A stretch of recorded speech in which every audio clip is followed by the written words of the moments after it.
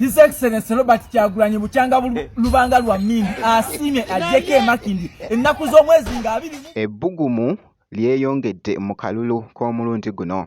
Omu ku bataano ba Alien wuno beesunze omunangate Bobi Wine Makindye. King Saha ali mukakasa ali mugamba munangate esaidi eno kw'osaate ne Palaso nabyo ngenda kubeera nga mbikutuusaakoko mu maaso awo ku mukulu munangate Bobi Wine. Bampita Jaminati sinzira ku Jaminati Yogi wabula kansoke nkutegeeze nti nno kasita obeera nga tonaba kulayikinga video ogirayikinge kw'osaate n'okusubscribinga. Wabula sigenda kubeera nga nkulwisaawo omu ku bataano ba Alien wali munangate ku Fangoni muyite munangate Coach Climate avuddeyo munnange wali bali mu kwesunga omukulu munangate Bobi Wine. His Excellency Robert Kyagulanyi Bukyanga Lubanga lwa Mingi asiimye ajjeko Makindi ennaku z'omwezi nga 22. Olwo lunaku ennaku z'omwezi nga 22 toyina walala wosobola kunsanga okujjako Makindi. Nina okubeerawo nyanirize pulezidenti wange, pulezidenti w'eggwanga Uganda, the 10th president.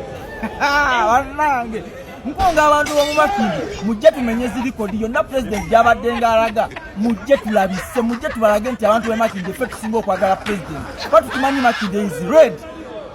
Yegana amateeka Uganda Police galina otambulirwa wako abantu b'e Makindi ba mirembe nnyo. Wandiika abantu b'e Makindi ba mirembe. Uganda Police His Excellency Robert Kyagulanyi ng'alina abantu b'e Makindi mumubeere wala nnyo mayiro nga 12. Gamba mayiro 12. Omukulembeze waffe ng'alina abantu b'e Makindi tokkirizibwa kukuba muntu kibooko babagenda kubeera naye mu mirembe. Nawandiika nti bagenda kubeera naye mu mirembe. Tokkirizibwa owa poliisi tokkirizibwa kukuba tiya gaasi kuba abantu b'e Makindi ba mirembe. Tokkirizibwa kukuba tiya gaasi. Abatwazi eno message egenda eri abatwazi b'omu Makindi embamanyi tokkirizibwa kubba simu ya muntu. Esimu y'omuntu wegwa wansi mugikwate mugimuddize. Wekiba si kyo mugitwale wali bagirange nti nno esimu bweti ne bweti egudde ebuze. Tokkirizibwa mu Makindi tetubikola. Gamba mu Makindi tetubikola. Nga tulina omukulembeze mu Makindi tuwolese kye bayita discipline. Discipline first. Tetweyisanga bali be mutegedde ndowooza mwategedde. So omukulembeze waffe ennaku z'omwezi nga 22 lujja kuba lwa Mmande. Ngenda kubeera naye nze ngenda okulembera ekigaali.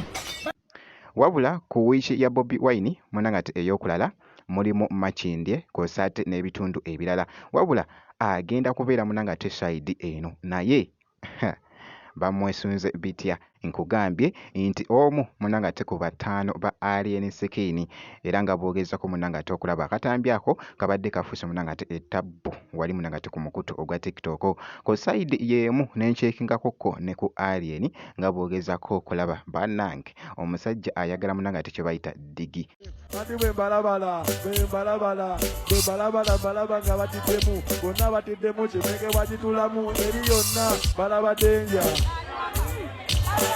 Nze toyina onkwatana nze bikibanana nkoyi banasotana mberi. Ye mwana mwezi munangate Alien Sekini wabula ngate King Saha naye ali mukakasa esaidi eno.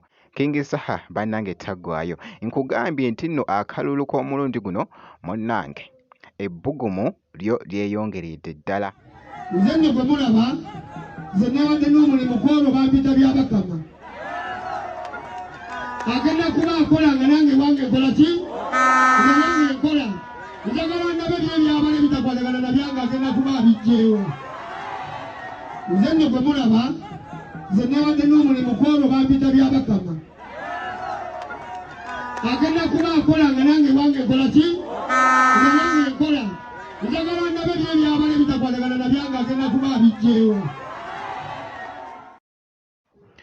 omuyimbi King Saha bw'atyo bw'abadde ayogera bw'abadde munanga ate kulaale agambye n'agamba nti alindiridde munanga ate ebinaava mu kulonda wabula bannange King Saha taggwayo engeri gy'abadde agoyengamu munanga ate crazy eside eyo golowooza abadde abitegeeza oba just abadde ali mu kujokinga bannange sigenda kubeera nga ndwawo wabula kankugjewo awo Palaso naye yeeyongedde okubeera nga kyakuba munanga ate abantu ekigambo nga abasaba munanga ate akalulu k'omukulu munanga ate Bobi Wine wabula ku luyimba luno lwabadde ayimbamuko wali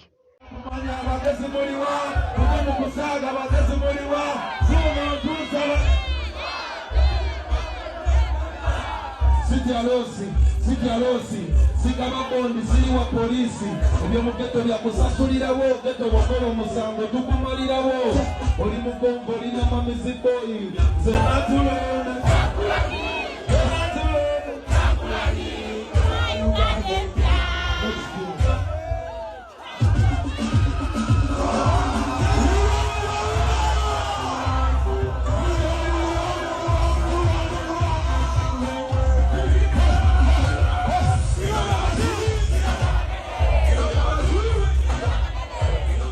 nga bwogezako munanga ate okulaba kabadde kakutte munanga ate etabbu ku mukutu ogwa TikTok so byebyo munanga ate bikyagenda mu maaso naye nga Palaso bw'ati munanga ate bw'alabiddwako mu katambi ako wabaddeko munanga ate mu kifo nga ali mu kupafominga eside eyo so bwenti munanga ate bwenkoze kakasa nti osubscribinga ebisigadde byonna obitrekere tujja kubeera nga tukuwa update yonna enaaba efaayo.